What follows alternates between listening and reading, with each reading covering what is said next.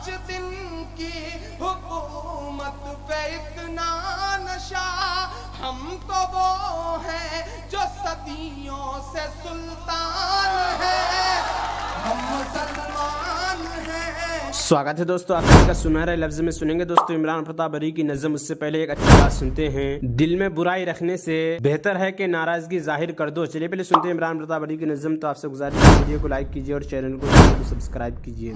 5 दिन की हुकूमत पे इतना नशा,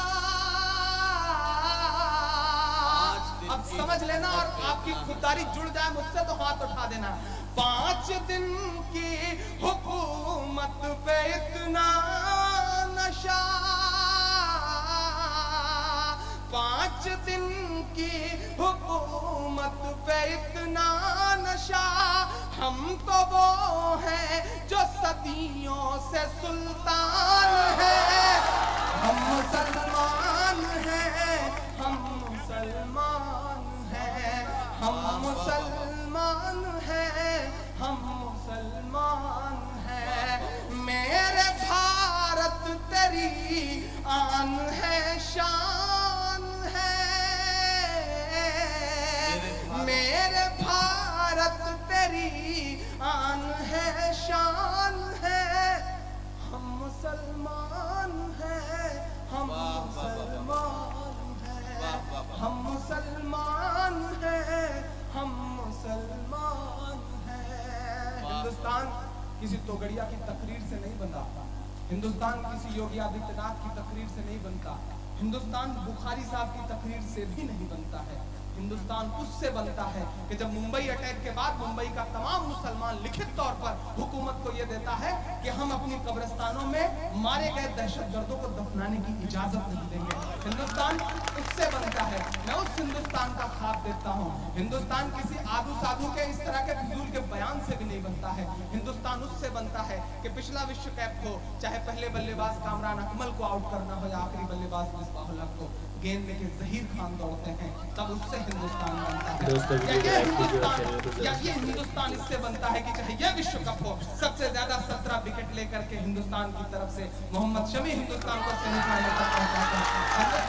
हिंदुस्तान उससे बनता है। मैंने तो बड़े सलीके का एक दिन एक शेर कह दिया था कि आपके आंसुओं की नमी बन गए, आपके आंसुओं की नमी बन गए, हम वफाओं की एक सरजमी बन गए, शक की सुइयां बुनी जब हमारी तरफ होते हम जो मोहम्मद शमी बन गए।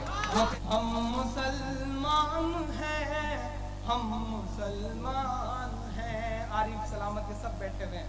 मैं आखिरी बंद पढ़ रहा हूँ कि बुद्ध कदों के लिए मैं कदों के लिए, बुद्ध कदों के लिए मैं कदों के लिए, बुद्ध कदों के लिए मैं कदों के लिए, अपनी बेशर्मियों की हदों के लिए।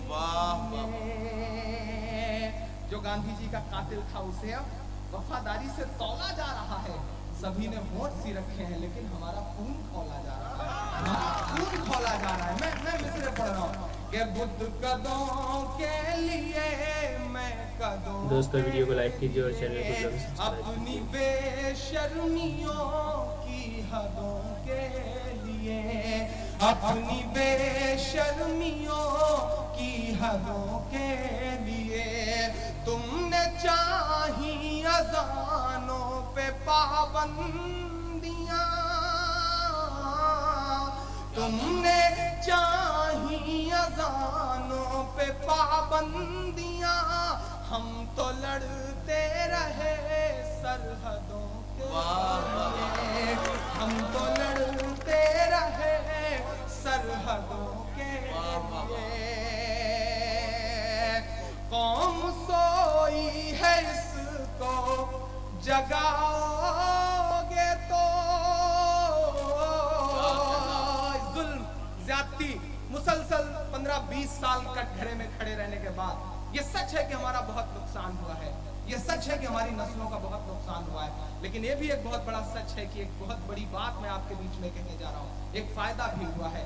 नेपाल का बॉर्डर हो या बंगाल का बॉर्डर हो, डंडा लेकर के भैंस चराने वाला भी बुजुर्ग मुसलमान आजकल ये सोचने लगा है कि नहीं, इस मुल्क में ना है तो बच्चों को पढ़ाना पड़ेगा। ये एहसास हमारे बुजुर्गों में जो पनपा है, अल्लाह करे वो एहसास आगे बढ़ सके। देश का कोई भी, किसी भी देश का सिस्टम परफेक्ट नहीं होता। परफेक्ट बनाना चाहते हो तो सिस्टम में घुसो, आईएएस बनो, पीसीएस बनो, तब सिस्टम सुधर सकता है। गाली देने से कुछ नहीं होगा। थाने में एक सिपाही आ जाता है तो थाने का मिजाज बदल जाता है। तसव्वुर करो अगर जिले में एक कप्तान आ जाएगा तो जिले का क्या होगा। सुधारना चाहते हो तो सिस्टम को इस तरह से सुधारो, गाली मत दो, पढ़ो दोस्तों। बस इतना आपसे आखिर में कह के जा रहा हूँ। हम तो लड़ते रहे सरहदों के लिए, कौम सोई है इसको जगाओगे तो, कौम सोई है इसको जगाओगे तो, ये समझ लेना हम लोग तूफान हैं, हम मुसलमान हैं। दोस्तों, इमरान प्रताप गढ़ी की नज़्म सुनने के बाद आप अपनी राय में क्या करना चाहते हैं वो नीचे कमेंट बॉक्स में जरूर बताएं। आइए दोस्तों, मुंतखब हदीस की किताब से कुछ अहादीस सुनते हैं। हजरत अबू हुरैरा रज़ियल्लाहु अन्हु फरमाते हैं कि मैंने रसूलुल्लाह सल्लल्लाहु अलैहि वसल्लम को इरशाद फरमाते हुए सुना, क़यामत के दिन आदमी के अमाल में सबसे पहले नमाज का हिसाब किया जाएगा। अगर नमाज अच्छी हुई तो वो शख्स कामयाब और बामुराद होगा, और अगर नमाज ख़राब हुई तो वो नाकाम व नामुराद होगा। अगर फ़र्ज़ नमाज में कुछ कमी हुई तो अल्लाह ताला इरशाद फरमाएंगे, देखो क्या मेरे बंदे के पास कुछ नफलें भी हैं जिनसे फ़र्ज़ों की कमी पूरी कर दी जाए।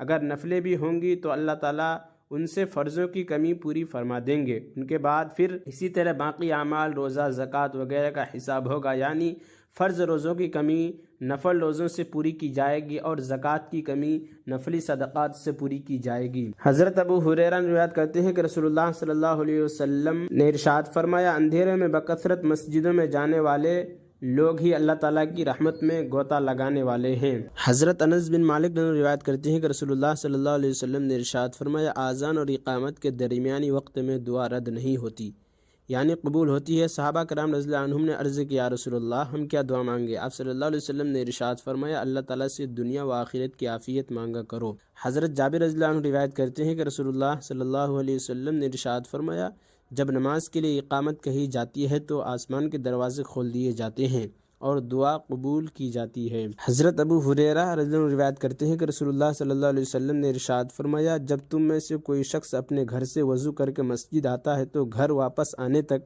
उसे नमाज का सवाब मिलता रहता है। इसके बाद रसूलुल्लाह सल्लल्लाहु अलैहि वसल्लम ने अपने हाथों की उंगलियां एक दूसरे में दाखिल की और इरशाद फरमाया, उसे ऐसा नहीं करना चाहिए। फ़ायदा मतलब यह है कि जैसे नमाज की हालत में दो हाथों की उंगलियां एक दूसरे में डालना दुरुस्त नहीं और बिला वजह ऐसा करना पसंदीदा अमल नहीं, इसी तरह जो घर से वज़ू करके नमाज के इरादे से मस्जिद आए इसके लिए ये मुनासिब भी नहीं कि क्योंकि नमाज का सवाब हासिल करने की वजह से ये शख्स भी गोया नमाज के हुक्म में होता है, जैसा कि दीगर रिवायत में इसकी वजाहत है।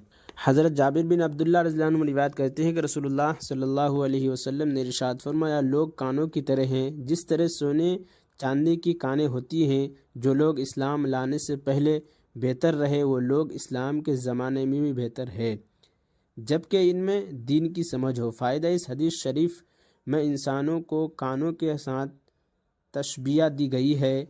जिस तरह मुख्तलिफ़ कानों में मुख्तलिफ़ मादानियात होती है, बाज़ ज़्यादा कीमती जैसे सोना चांदी, बाज़ कम कीमती जैसे चूना और कोयला, इसी तरह मुख्तलिफ़ इंसानों में मुख्तलिफ़ आदात और सिफ़ात होती है, जिनकी वजह से बाज़ ऊंचे दर्जा के होते हैं और बाज़ कम दर्जा के होते हैं। फिर जिस तरह सोना चांदी जब तक कान में पड़ा रहता है इसकी कीमत वो नहीं होती जो कान से निकलने के बाद होती है। इसी तरह जब तक आदमी कुफ्र की ज़ुल्मत में छिपा रहता है, खाह उसके अंदर कितनी ही सखावत हो, कितनी ही शुजाअत हो, उसकी वो कीमत नहीं होती जो इस्लाम लाने के बाद दीन की समझ बूझ हासिल कर लेने से होती है।